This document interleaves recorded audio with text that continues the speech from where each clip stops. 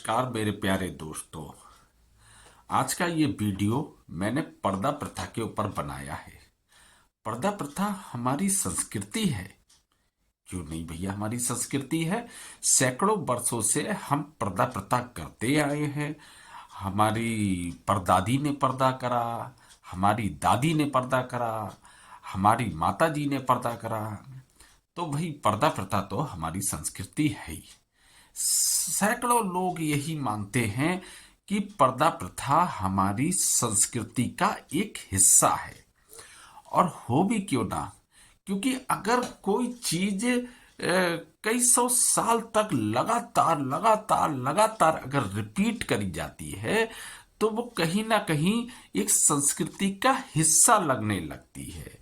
आज इसी की पोल पट्टी मैं खोलने आया हूं। आखिर पर्दा प्रथा की शुरुआत कहां से हुई?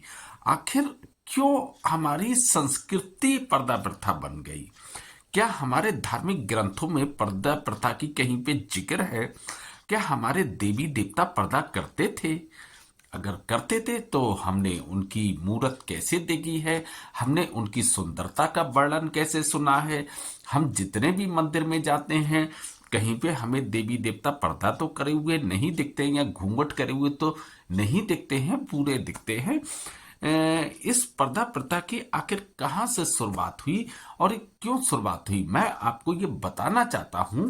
जो पर्दा प्रथा है ना, ये एक गुलामी की मानसिकता है। और ये पर्दा प्रथा की शुरुआत कहां से हुई, तो चलिए हम ये जानते हैं कि आखिर इसकी शुरुआत हुई कहां से। जब हमारे देश में मुगल नहीं आए हुए थे, ये देश पूरी तरीके से एक अखंड भारत था। यहाँ पर केवल हिंदू धर्म ही हुआ करता था। तो हम बहुत खुले विचारों के हुआ करते थे। हमें हमारी जो महिलाएं थीं उन्हें बहुत सारे अधिकार मिले हुए थे और वो स्वतंत्र जीवन जिया करती थी।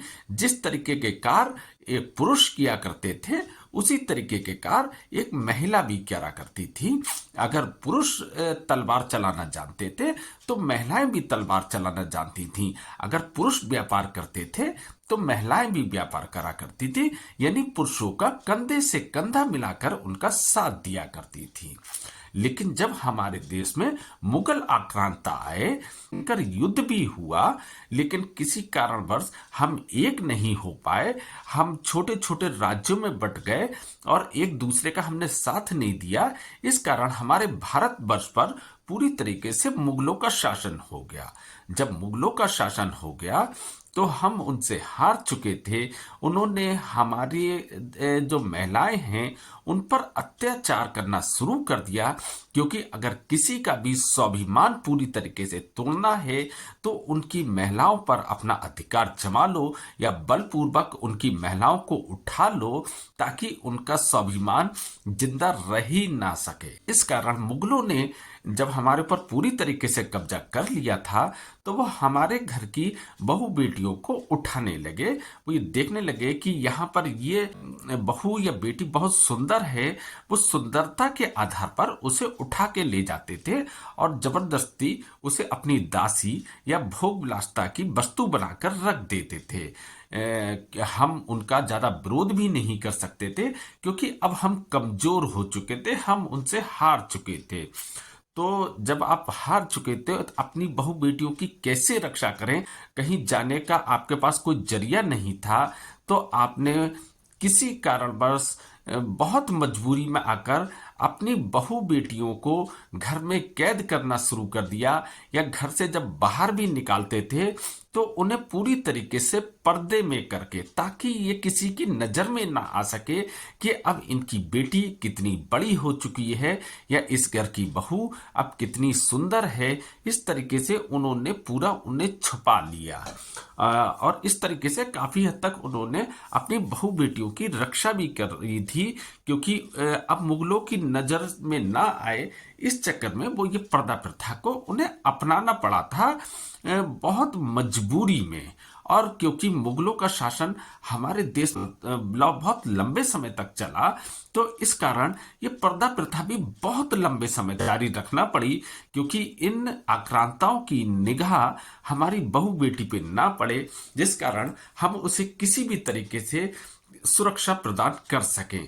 तो ये जब बहुत समय तक ये प्रथा चलती रही किसी सुरक्षा कारणों की वजह से, तो जब एक समय ऐसा आया, अंग्रेजों का शासनकाल आया, और अंग्रेजों का शासनकाल भी एक समय समाप्त हो गया, जब हम स्वतंत्र हो गए, जब कोई चीज बहुत लंबे समय तक लगातार लगातार लगातार रिपीट होती रहती है, तो व्यक्ति अपनी असली संस्कृति को भूलकर उसको अपनी संस्कृति मान बैठता है, क्योंकि उन्होंने अपने बुजुर्गों को वही कार्य करते हुए लगातार थे। तो इस कारण ये पर्दा प्रथा हिंदू धर्म में मुगल काल से इसका आरंभ हुआ था, और इसे ही हिंदू लोग स्वतंत्र होने के बाद, या ये कहें कि पूरी तरीके से आजाद होने के बाद भी, इसे अपनी एक संस्कृति का हिस्सा मान बैठे। उन्होंने कभी भी इस बात पर गौर नहीं करा या ध्यान नहीं दिया, या अपने वेदों का या अपने जो भी धार्मिक ग्रंथ हैं उनका अध्ययन नहीं करा, या उनसे सीख नहीं ली कि अगर पर्दा प्रथा थी तो हमारे जो धार्मिक ग्रंथ हैं या धार्मिक पुस्तकें हैं उसमें पर्दे का जिक्र क्यों नहीं है। उसमें आपने देखा होगा कि हमारे जितने भी देवी देवता होते हैं वो पूरी तरीके से स्वतंत्र दिखाई देते हैं, ना कि घूंघट में दिखाई देते हैं, या उनका ऐसा कहीं भी ऐसी कोई मूर्ति नहीं होती है, या कोई भी आप कैलेंडर लेंगे उसमें कोई भी ऐसा कैलेंडर नहीं होगा जिसमें उस देवी की पूरी तरीके से सर ढका हुआ होगा। यानी जब हमारे किसी भी देश की संस्कृति कैसे पता लगती है, उसके धार्मिक पुस्तकों के द्वारा ही उस धर्म की संस्कृति का पता किया जा सकता है। अगर मैं इसका एक उदाहरण द्वापर युग से देना चाहूंगा। कृष्ण जी की आप बहुत सारी लीलाओं का वर्णन करते हैं, रास लीला का वर्णन करते हैं, या वो अपनी गोपियों के संग में तरह तरीके के कृत्यों का, यानी घूमने फिरने का, बातचीत का, जब वो मुरली बजाते थे बहुत सारी गोपियां इकट्ठी हो जाती थी या रासलीला करा करते थे, तो अगर पर्दा प्रथा हुआ करती थी तो वो कैसे संभव हुआ करती, कैसे क्या संभव हो सकता था? ये नहीं हो सकता था। यानी हम बहुत ज्यादा फैशनेबल थे, बहुत ज्यादा खुली विचारधारा के थे, हमारे मन में गंदगी नहीं थी, इसलिए हमारे लिए पुरुष और स्त्री एक समान थे और बहुत अच्छी तरीके से हम अपना जीवन व्यतीत किया करते थे। लेकिन मुगलों के आने के पश्चात हम अपनी संस्कृति को किसी भी कारणवश खो बैठे थे। लेकिन जब हम आजाद हुए, तो अगर आज भी कोई कहता है कि पर्दा प्रथा हमारी एक संस्कृति का हिस्सा है, तो मैं उससे सीधे कहता हूं कि किसी भी धर्म की संस्कृति उसकी धार्मिक पुस्तकों के आधार पर चलती है। अगर कोई ये कह दे कि नहीं साहब, वो तो जो मूर्तियां होती हैं या कैलेंडर होते हैं वो तो किसी चित्रकार ने बनाए हुए हैं या मूर्तिकार ने बनाए हुए हैं, इस चक्कर में उसने उस पर पर्दा नहीं किया। नहीं जी, कोई भी मूर्तिकार या कोई भी चित्रकार अपने मन से किसी देवी या देवता की मूर्ति नहीं बना सकता, क्योंकि ये बहुत सेंसिटिव विषय होता है। हमारे पुस्तकों में हमारे देवी देवताओं की खूबसूरती का वर्णन किया गया है कि उसकी मृगनयनी आंखें थीं, उसका बहुत सुंदर चेहरा था, उसके बाल बहुत लंबे थे, उसके घुंघराले बाल थे। यानी इसी आधार पर कोई भी मूर्ति या कोई भी चित्र बनता है। अगर ये सब चीजें पर्दे में होती तो ये सब वर्णन कैसे हो सकता था? क्या ये संभव था? क्या राधा जी और कृष्ण जी क्या एक साथ नहीं घूमते थे? माफ करना, मुझे इस पर्दा प्रथा की गुलामी की जंजीरों को काटने के लिए उनको लाना पड़ा है, ताकि आप अच्छी तरीके से ये समझ सकें कि पर्दा प्रथा हमारी संस्कृति का हिस्सा नहीं है। अगर राधा जी और कृष्ण जी एक साथ साथ घूम सकते थे, लीलाएं कर सकते थे। अगर आपने देखा होगा, जब मुगलों का शासन नहीं था, या जो पहले केवल हिंदू राजाओं का की शासन व्यवस्था हुआ करती थी, तो किसी टाइम में स्त्री को पुरुष से भी ज्यादा अधिकार प्राप्त थे। यानी जो स्वयंवर हुआ करते थे, उसमें स्त्री को अधिकार होता था अपने वर चुनने का, ना कि पुरुष को अधिकार होता था स्त्री चुनने का। कभी आपने पुरुष स्वयंवर नहीं सुना होगा, आपने स्त्री का ही स्वयंवर चुना होगा। यानी स्त्री को उस समय मुगलों से पहले पुरुष से ज्यादा अधिकार प्राप्त थे। यानी आज जो दुनिया चल रही है, या जो दुनिया अपने आप को आधुनिक कह रही है, हम उससे बहुत पहले बहुत आधुनिक हुआ करते थे, बहुत खुली विचारधारा के हुआ करते थे, बहुत फैशनेबल हुआ करते थे। आपने उनके वस्त्र भी देखे होंगे, कितने सुंदर, कितने अच्छे वस्त्र वो पहना करते थे। बस यही है, उनकी मानसिकता भी अच्छी हुआ करती थी, उनकी मानसिकता खराब नहीं हुआ करती थी। वो सब आपस में दोस्त भी हुआ करते थे।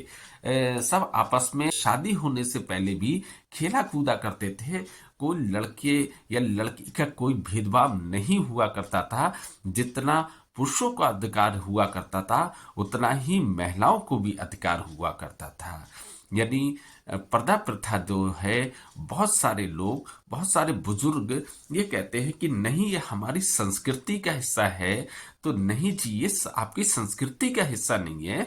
ये किसी कारणवश आपको ये अपनाना पड़ी थी पर्दा प्रथा मुगलों के शासनकाल में। यानी ये एक गुलामी की मानसिकता थी जो बहुत लंबे समय तक चली थी, इसलिए आप उसे अपनी संस्कृति मान बैठे थे। आज आपकी वो जरूरत नहीं है, आज आपको कोई विवश नहीं कर सकता। आज आप उसी खुली विचारधारा के संग में रह सकते हैं, जी सकते हैं, वैसे ही फैशन आप कर सकते हैं जैसे आप मुगलों से पहले करते थे। तो यानी आज हम पुराने रूप में लौट रहे हैं। कई कुछ लोग इस चीज का विरोध करते हैं कि नहीं साहब, हम अपनी संस्कृति से दूर जा रहे हैं। नहीं जी, कपड़ों के मामले में तो हम कतई उससे दूर नहीं जा रहे हैं, बल्कि हम अपनी संस्कृति के काफी नजदीक आ रहे हैं। बस जो आपका दिमाग है, जो मानसिकता है, उसे थोड़ा ठीक करने की जरूरत है। आप उसके अपनी संस्कृति के पास तो आ गए हैं, जो आपकी विकृत मानसिकता है उसमें थोड़ा सा और सुधार कर लीजिए। देखिए, फिर से एक खूबसूरत भारत का उदय होने जा रहा है। फिर से हम अपनी उसी संस्कृति पर लौट रहे हैं। बाकी आप एक बार विचार करना, क्या मैं सही हूं या मैं गलत हूं? मुझे जो सही लगता है वो मैं कहता हूं। बाकी आप विचार करना। अगर आपको मेरा वीडियो अच्छा लगा हो तो प्लीज आप मेरे वीडियो को सब्सक्राइब करना, शेयर करना, कुछ कमेंट्स भी कर देना, अच्छा लगता है मुझे। बाकी फिर मिलते हैं नेक्स्ट वीडियो में। Thank you very much.